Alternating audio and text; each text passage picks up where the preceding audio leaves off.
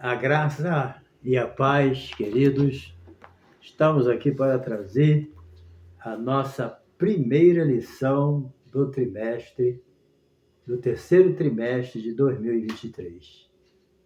Hoje nós estamos começando o terceiro trimestre e o nosso tema é a Igreja de Cristo e o Império do Mal. É isso que nós vamos estudar durante todo esse terceiro trimestre de 2023, tá? Fica conosco aí até o final.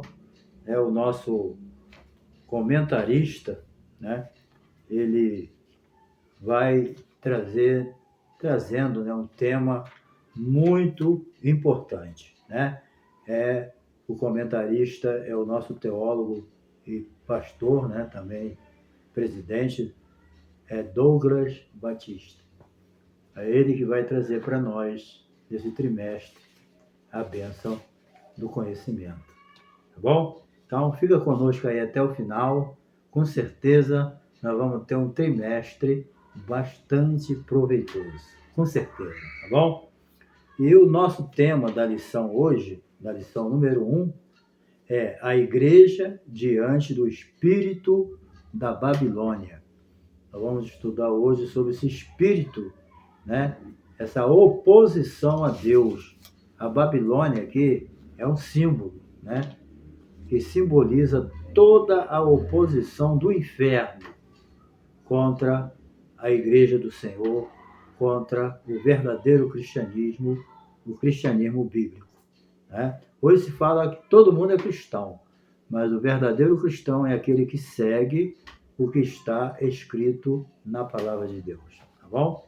Então, com certeza vai ser benção. E caso você também que está aí pela primeira vez no nosso canal, se você não se inscreveu ainda, se inscreva no nosso canal, tá? Deixa aí o seu like e deixa o seu comentário, tá? Compartilha aí com seus amigos, grupo, vai ser muito importante, tá bom? Fica conosco aí até o final, sendo aí também o nosso canal monetizado, você assistindo aí os anúncios, você também nos ajuda, né, na monetização, ok?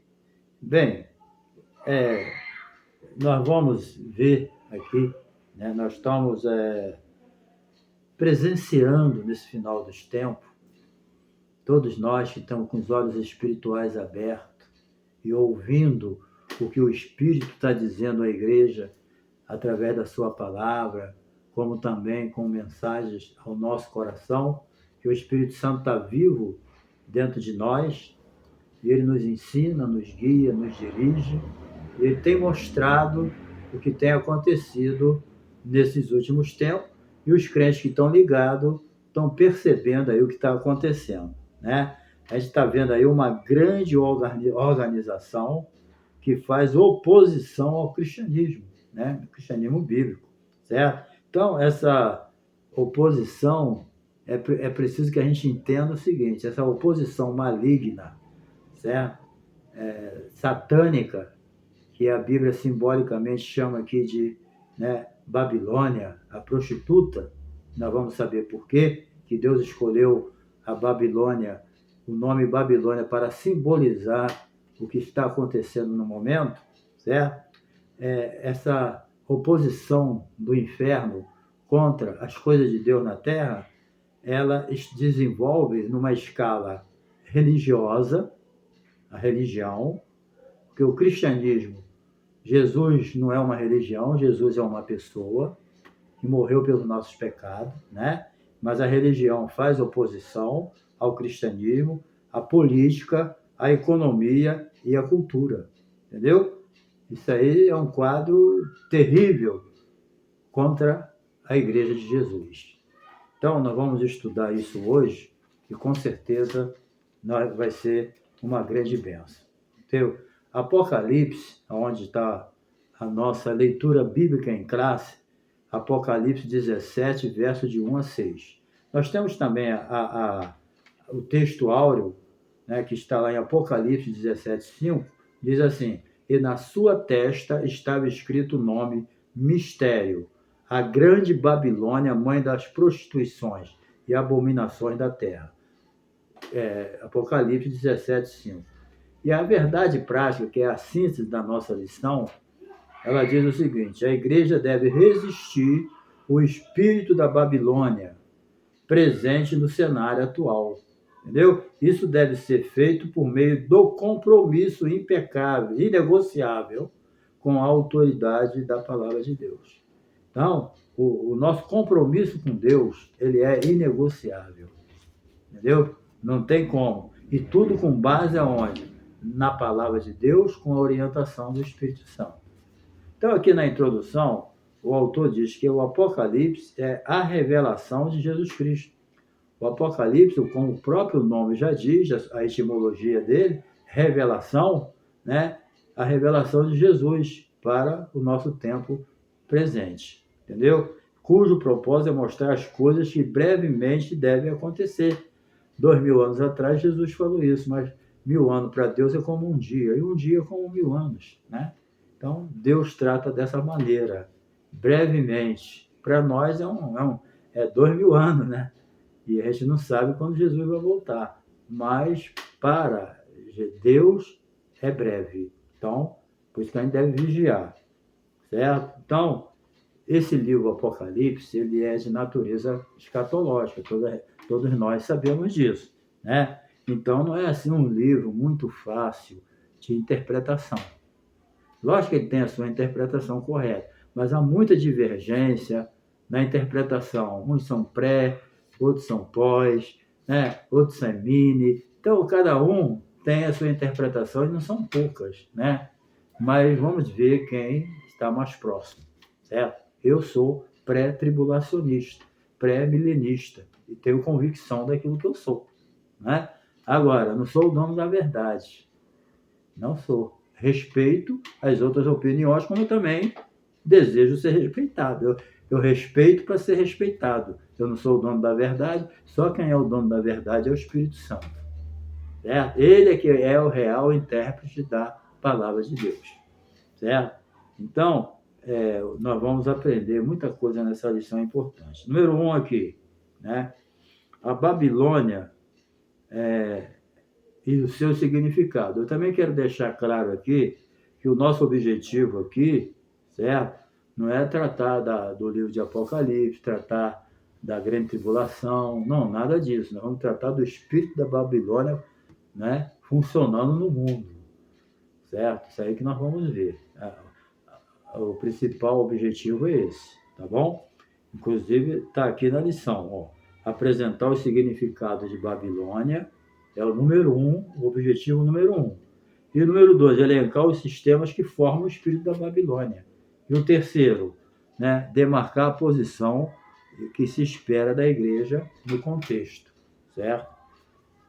Nesse contexto que a gente está estudando. Bem, a Babilônia, os seus significados. A grande prostituta, a personagem é apresentada como uma grande meretriz, certo? A Babilônia aqui, em Apocalipse, ela é apresentada como uma grande prostituta, com o qual os reis da terra se prostituem, né? E se prostituíram, e continua até hoje, né? Então, no texto destaca 3 termos gregos: porne, prostituta, porneu, prostituir-se e porneia, prostituição. Então, na mensagem dos profetas do Antigo Testamento, essas expressões, né, apontam para a idolatria, isto é, a prostituição espiritual. A pior prostituição aqui está a espiritual, na adoração a ídolo, a idolatria, né? Porque Deus é o único que merece ser adorado, entendendo? É o único que tem que ser adorado, mais ninguém. Então, toda vez que o ser humano adora alguém que não é Deus, ele está se prostituindo, porque ele foi criado para adorar a Deus. Mas ele cria o seu próprio Deus e se prostra diante dele. Então, isso é uma prostituição, isso é um adultério espiritual. A pessoa está traindo Deus que o criou, principalmente aqueles que conhecem a palavra de Deus, né? Então, há muitas formas de idolatria, mas todas elas são perniciosas. Por quê? Porque está tomando o lugar de Deus. Certo? Só Deus é digno de ser adorado. Então, Quando alguém adora outra coisa que não seja Deus, ele está se prostituindo. Tá bom? Porque ele foi criado para adorar a Deus. Entendeu? Então, em Apocalipse, as muitas águas onde a prostituta se assenta simboliza as multidões seduzidas pela idolatria.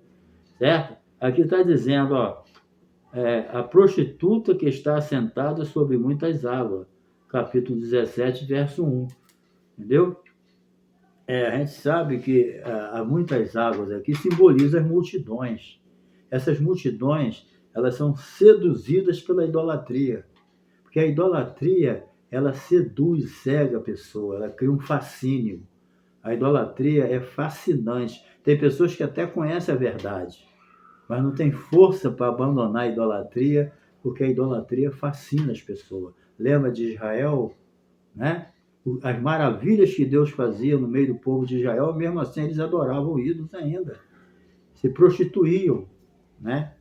Entendeu? Então, assim, são seduzidas, certo? Paganismo e sua oposição à fé cristã. Entendeu? Então, a idolatria se afasta, certo? E essa mulher aqui, ela estava sentada, certo? Sobre muitas águas, entendeu? Sobre a multidão fascinada com a idolatria, certo?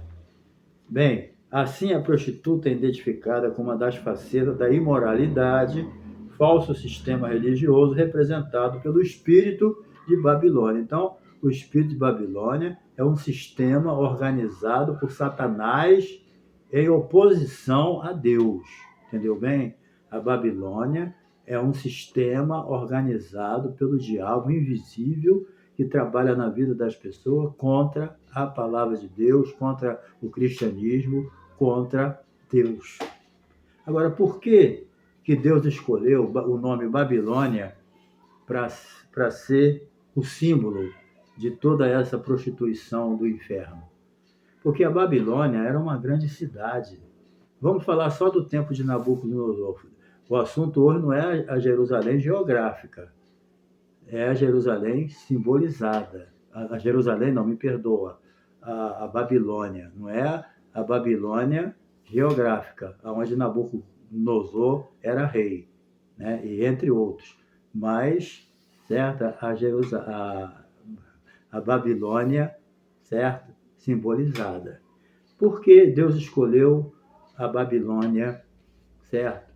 Esse nome. Ele escolheu porque Babilônia realmente era uma cidade da idolatria, certo? O próprio Nabucodonosor, na Babilônia, ele criou uma estátua de mais de 22 metros de altura, de ouro, para ser adorado.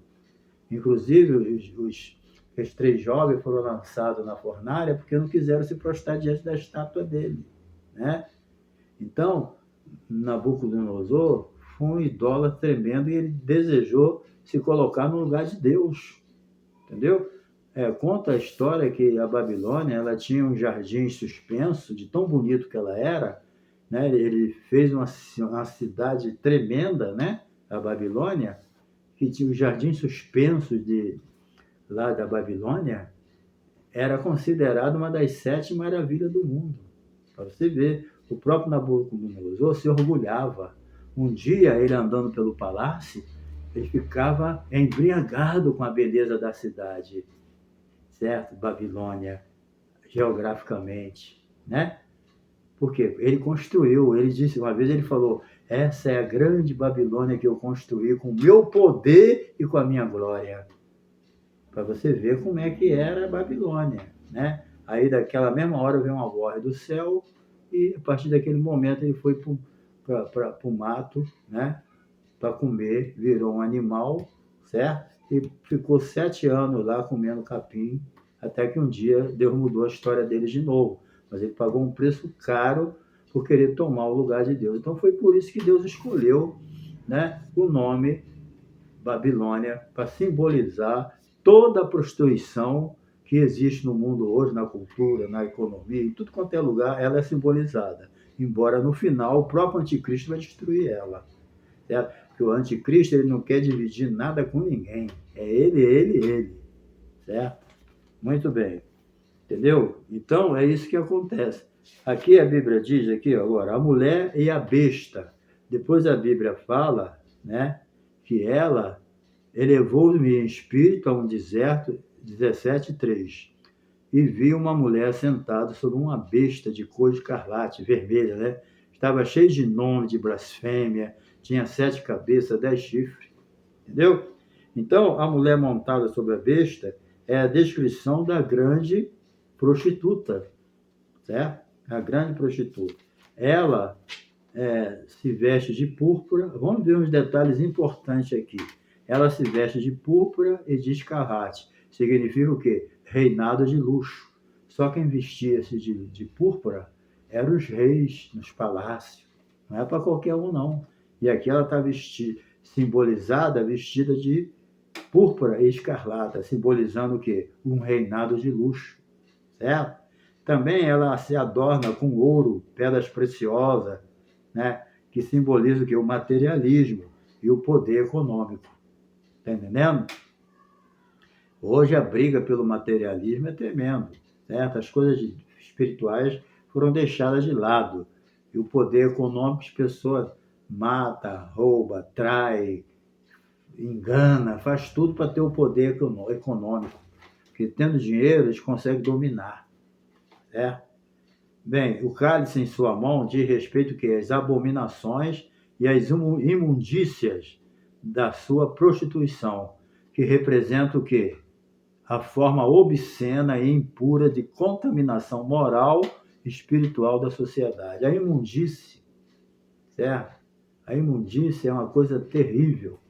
A sujeira espiritual, moral, certo? As pessoas não têm mais respeito por ninguém, eles pecam mesmo agora abertamente, faz questão que as pessoas sabem, não há mais nenhum temor, nem pudor. O negócio de pudor acabou, tá entendendo? A impureza está dominando a mente das pessoas, estão vivendo na imundície, entendeu? Outra coisa, a fera da qual a mulher está montada, né, é a besta que saiu do mar. É o anticristo, entendeu? Que recebe poder do Satanás para fazer todas essas maldades, entendeu? E ele profere blasfêmia consciente, ele fala consciente, né? Repusa ao senhorio de Cristo, ele odeia Deus, odeia Jesus, e odeia a igreja, e odeia a humanidade, odeia aqueles que são a imagem e semelhança de Deus. E o diabo coloca todo esse ódio que ele tem no coração do anticristo. É como se fosse uma pessoa endemoniada mesmo. Como se fosse, não. É o próprio Satanás governando ele, entendeu? De forma direta, certo? Então, as suas 7 cabeças, que a Bíblia diz, e os 10 chifres, simbolizam o quê? Os poderes do mundo e a sua força política, certo? Eles entregam todo o poder ao anticristo, dá toda a autoridade a ele, todo o poder, certo? E a união entre o cavaleiro, que é a mulher, e a montaria, a besta, simboliza a nefasta força do sistema religioso, econômico, né, e político no espírito da Babilônia. Então, ali, meu filho, a igreja já foi arrebatada e agora o poder está todo na mão dele, certo? Então, a perseguição contra aqueles desviados que ficaram, aqueles que conhecem a palavra, vai ser terrível, né? Mas não é esse assunto agora. Bem, o mistério, a grande Babilônia. Então, na sequência da revelação, o nome da prostituta é desvendado, né? O mistério é o quê? É a grande Babilônia, entendeu? O termo mistério indica o quê? O nome da Babilônia não é meramente geográfico, aquilo que eu falei. É mistério porque não é a cidade que Nabucodonosor e outros reis governaram, mas ali é simplesmente o símbolo daquela cidade. O mistério é esse, certo? O que ela simboliza para o mundo hoje. Ela era uma cidade realmente que tinha tudo isso aqui, literalmente, certo? Hoje não é só na cidade que lá era naquela cidade, mas hoje é generalizado, certo? Essa prostituta aqui, o espírito dela da prostituição, da inimizade contra Deus, é generalizada, é no mundo todo, com exceção da igreja fiel, não da igreja que está, dos que não nasceram de novo, e diz que é a igreja, a igreja daqueles cujos nomes estão escritos no livro da vida. É só ali que ela não tem poder, entendeu? Porque o nome daqueles que estão escritos no livro da vida é a igreja realmente que Jesus vem buscar, entendeu? Então, ela é a mentora de toda rebelião contra Deus e toda depravação da sociedade. E o principal objetivo dela, certo? É perseguir os servos de Deus, certo? A Babilônia é responsável pelo assassinato dos santos e das testemunhas de Jesus, certo? Simboliza o espírito de perseguição, desconstrução da fé bíblica. Porque tudo que o diabo quer fazer através das ideologias dos homens é desconstruir tudo aquilo que Deus construiu através da palavra de Deus na vida da igreja. Ele quer desconstruir tudo, desmanchar tudo, desfazer de tudo, certo? Você vê a luta que a igreja passa no Brasil, nos Estados Unidos, né? Fora nos países do Oriente, que os crentes estão sendo mortos, muitos mortos, perseguidos mesmo e assassinados, famílias inteiras. Aqui não tem isso, mas o que estão fazendo? Usando a ideologia, tirando da mente dos crentes, né, aquilo que está na palavra de Deus, certo? Nós vamos continuar aqui. Então, agora, não se trata apenas de uma cultura sem Deus, mas de uma cultura contra Deus. Eles não querem só tirar Deus da gente. Eles querem nos colocar contra Deus. Preste atenção. Leia bastante a Bíblia, ore bastante, jejue, busca a face do Senhor, vá para a igreja, certo? Mantenha uma comunhão firme com os membros da igreja fiéis ao Senhor, aí você vai se sentir inabalável. Que acima de tudo, maior o que está contigo do que o que está na prostituta, do que está no mundo. Porque contigo está o Espírito Santo, onipotente, onipresente, onisciente, imutável, certo? E representa Cristo aqui na terra, glorificando Ele. Tá bom? Vamos para a terceira parte aqui. Segunda parte. O espírito da Babilônia. No sistema religioso, o espírito da Babilônia faz com que as pessoas sejam seduzidas pela prostituição espiritual. Então, nesse sentido, né, muitas pessoas usam até, olha só o sistema, como é que funciona, o sistema maligno. Às vezes ele usa até as pessoas que são usadas por Deus para, em vez de glorificar Cristo, glorificar eles mesmos. Tem pessoas que querem fazer nome no Evangelho. Ele não tem aquele espírito de João Batista. João Batista, uma vez, quando disseram para ele, os seus discípulos estão seguindo a Jesus. Ele falou, é necessário que ele cresça e que eu diminua. Ele não tinha ego. Está entendendo? Então, as pessoas egocêntricas na igreja, que recebeu até os talentos, os dons de Deus, eles estão usando o talento e os dons que Deus deu a ele, em vez de ele usar para a glória de Deus, para o serviço da igreja, eles estão usando essas coisas para a sua própria glória, para o seu eu, para o seu ego. Esse é o espírito da prostituta, da Babilônia, que simboliza esse mundo religioso, inimigo de Deus. Está entendendo? Porque o verdadeiro cristão, ele glorifica Cristo. Tudo aquilo que Jesus salva, mas precisa de mais alguma coisa, esse é o espírito da Babilônia, no mundo religioso. Está entendendo? Quantos religiosos querem desconstruir a Bíblia, quer mudar a palavra de Deus, quer acrescentar, a Bíblia está desatualizada, a Bíblia tem que mudar, quem tem que mudar é a gente. Se a Bíblia não conseguiu me mudar, ele nunca, nada mais vai conseguir. O Espírito Santo usa a palavra de Deus, entendeu? Então as pessoas querem saber dos seus prazeres. Às vezes o crente fala, a partir de agora eu vou viver minha vida, eu vou gozar minha vida. Meu querido, um dia Jesus vai buscar a sua igreja. A Bíblia diz que um vai e o outro fica. Não está falando de ímpio, não. Está falando de crente. Um crente vai e o outro fica. Que você seja aquele que vai, não aquele que fica.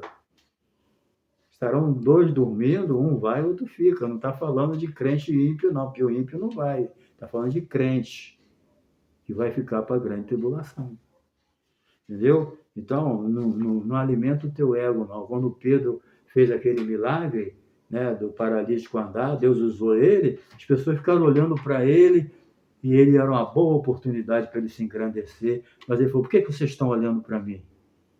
Vocês pensam que foi pelo meu poder que esse homem está andando aí? Não era possível, um homem com 40 anos, né? Nunca andou na vida, saiu pulando, que grande milagre. Era uma boa oportunidade para as pessoas falar, poxa, Pedro, tu é o cara. Né? Deus me usa e tal, e vem trazendo para ele. Não, ele falou, não, vocês pensam que foi pelo meu poder? Não, esse homem está andando pelo nome de Jesus, é o nome de Jesus que deu fé a ele para ser curado. Então, é um homem que estava livre do egocentrismo, dos deleites. Ele não queria se deleitar na glória de Cristo. Não, ele deixou a glória de Cristo no lugar dele. A glória pertence a Deus. É ele que faz. Entendeu? Mas hoje o espírito religioso da Babilônia está na igreja, em algumas pessoas, que eles não querem glorificar a Cristo. Eles não têm o espírito de João Batista. É necessário que ele cresça e que eu diminua. Eles querem crescer e diminuir a Cristo. Isso aí não é de Deus. Sai fora disso. Entendeu?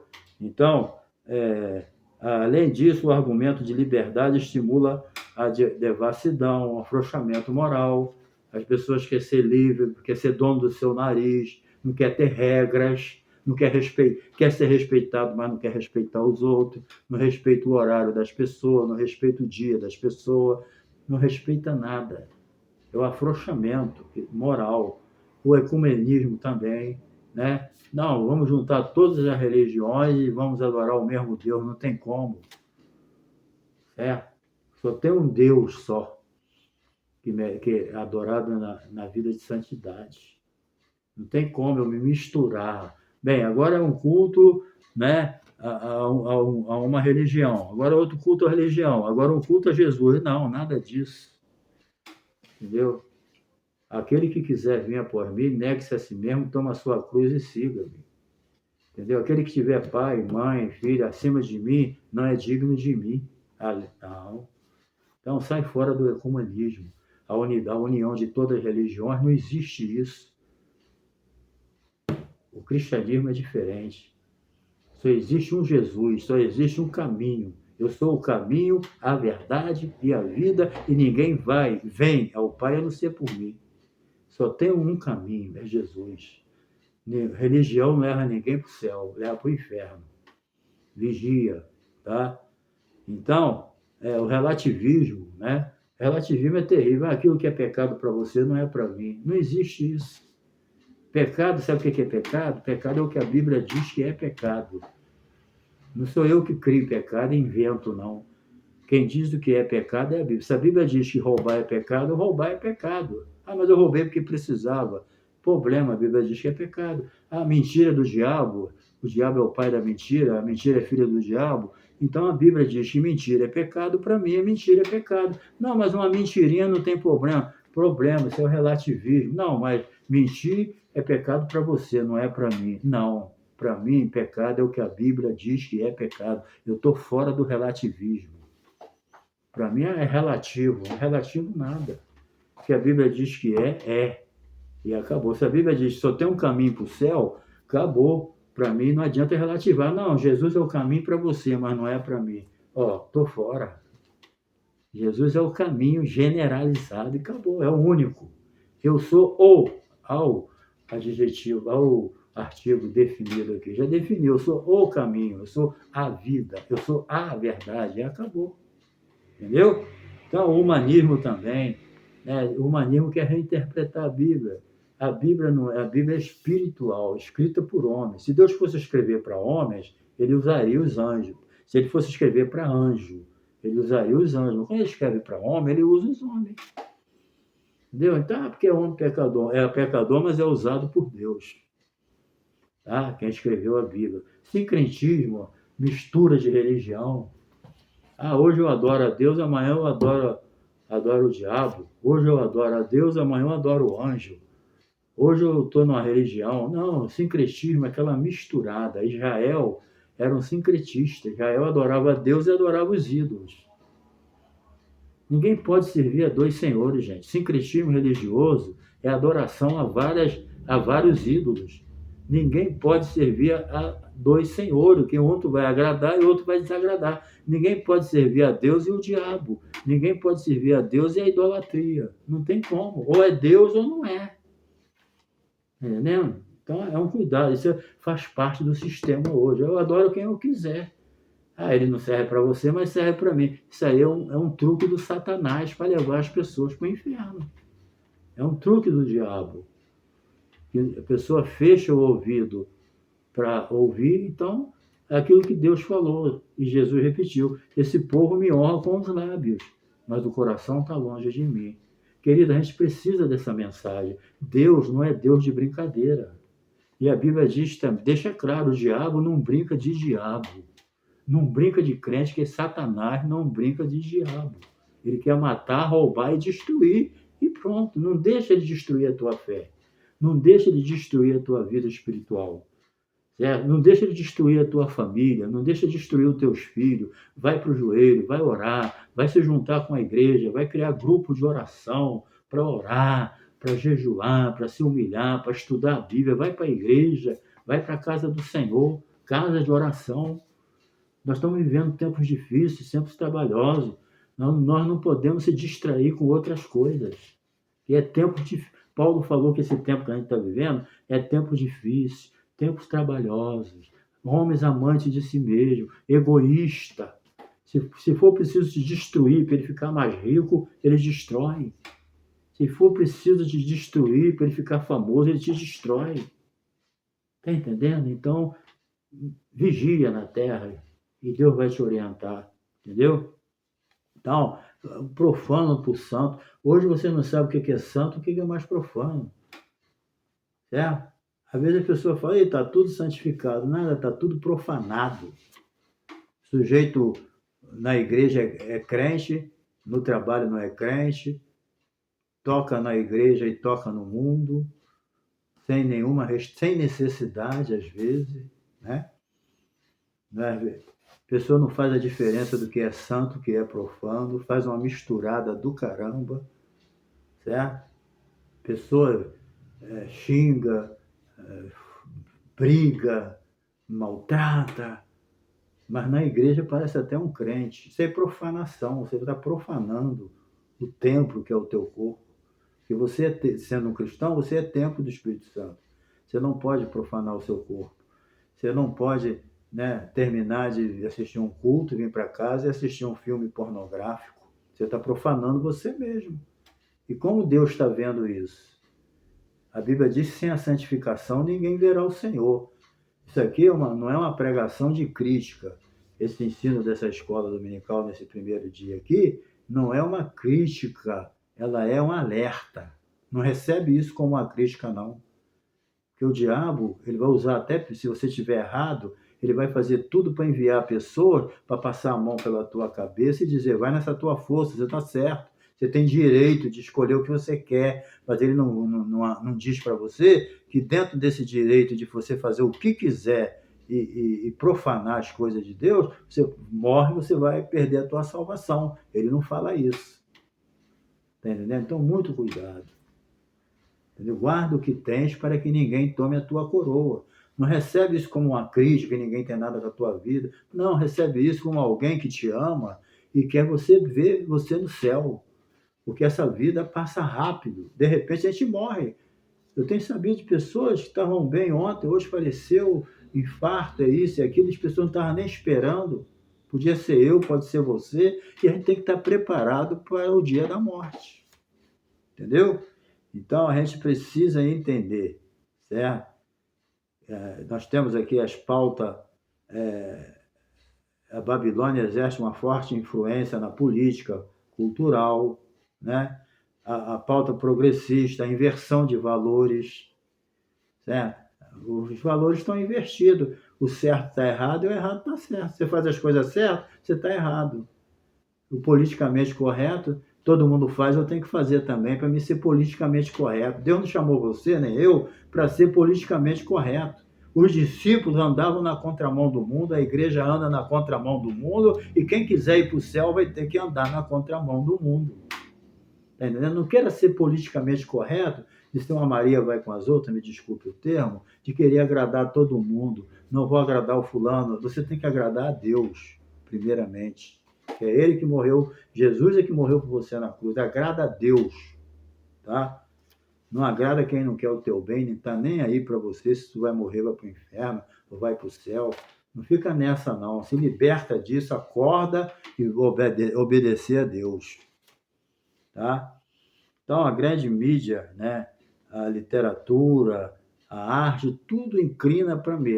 Olha, as pessoas recebem o governo, né, ideológico, ele quer o quê? Ele quer doutrinar suas crianças, não quer tirar o direito que você tem de doutrinar seus filhos, certo? Eles querem que a escola doutrine do jeito dele. As faculdades estão doutrinando as pessoas para a ideologia, os universitários estão sendo doutrinados e a cabeça deles estão sendo feita para seguir a ideologia dele, a ideologia de gênero, tá entendendo? Essas coisas todas que vai trazendo confusão na mente dos adolescentes, na mente dos jovens, o poder econômico também, certo? As pessoas fazem tudo para ficar rico, em detrimento da pobreza do outro, o rico fica mais rico, o pobre fica mais pobre, e tudo isso, sim, fora o materialismo, certo? Que traz um conforto, um deleite, mas faz com que o homem esqueça de Deus. A parte final agora, tá? Vamos lá. A oposição da igreja diante do espírito da Babilônia. Por exemplo, não negociar a ortodoxia. A palavra ortodoxia vem do grego orto, significa correto, dá a expressão doxa, com sentido de crer, certo? Por exemplo, se você crê, né, na palavra de Deus como ela é, sem mudar, aceita a palavra de Deus como a tua regra de fé e prática, você é um ortodoxo, certo? Então, você, nesse sentido, é claro, certo? Então, nesse aspecto, a ortodoxia cristã tem a Bíblia Sagrada como uma suprema, inquestionável árbitra em matéria de fé e prática, aquilo que eu falei. Se você tem a Bíblia como ela é, tua regra de fé e prática, você é um ortodoxo, você mantém o padrão da palavra de Deus para conduzir a tua vida. Se a Bíblia ainda conduz a tua vida, você está sendo guiado pelo Espírito. Tá? Mas muita gente nem Bíblia lê e diz que Deus está dirigindo a vida dele. O Espírito Santo, ele só vai dirigir a sua vida através da palavra. Não tem como. Sem Bíblia não tem direção de Deus. Tá? Leia a Bíblia e o Espírito Santo vai te guiar. O Espírito Santo lembra tudo que você lê. Se tu não leu, como é que ele vai lembrar? Certo? Então, por conseguinte, a igreja precisa reafirmar a verdade bíblica, certo? Seu valor universal. Então, a Bíblia é absoluta. Inclusive, nós que entendemos que a Bíblia é a palavra final, é absoluta, que nenhum líder, certo? É superior à Bíblia, ele tem direito de mudar a Bíblia. Não, a Bíblia é que governa. Nenhum líder de denominação, de convenção, ele tem o direito sobre a Bíblia. A Bíblia que tem o direito sobre ele. Já inventaram um tal de bibliolatria. Quem segue a Bíblia muito retamente, ele está se tornando idólatra. Isso aí é uma outra artimanha do Satanás. Certo? A gente tem que conhecer a verdade na palavra. Conhecereis a verdade liberta. Certo? Jesus sempre usava esse termo quando era questionado. Ele falava assim, como tu lês na Escritura? Certo? Então, isso aí a gente tem que entender. Certo? Então, todos os crentes têm que estudar a Bíblia. Vamos estudar a Bíblia de forma sistemática. Vamos para os cultos de doutrina. Pastores, vamos se preparar para ensinar a palavra. Não vamos chegar lá e falar qualquer coisa, não. Vamos preparar estudo sistemático para a igreja. Muita gente não vai no culto de doutrina que chega lá uma água. Né? Mas outros estudos são bons, eles que não querem ir mesmo. Né? Lógico que tem aqueles pastores que não se preparam mesmo. Ele abre lá, fecha o olho, bota o dedo e pronto, que Deus ali Deus já falou Aí o povo enjoa, não vai, não tem mensagem. Mas tem igreja não, que o pastor tem mensagem, ele se prepara, mas muitos não querem ir. Está perdendo a bênção. Nós estamos no tempo de se preparar, porque o espírito da Babilônia está reinando nesse mundo e o cerco está apertando e a volta de Jesus se aproximando. E Paulo falou tempos trabalhosos, Jesus falou que nos últimos tempos, Paulo escreveu o capítulo 4, versículo 1 de 1 Timóteo, que diz, né, nos últimos tempos, alguns apostatarão da fé, dando ouvido a espírito enganadores e doutrina de demônio. Certo? Então, nós estamos vivendo esse tempo.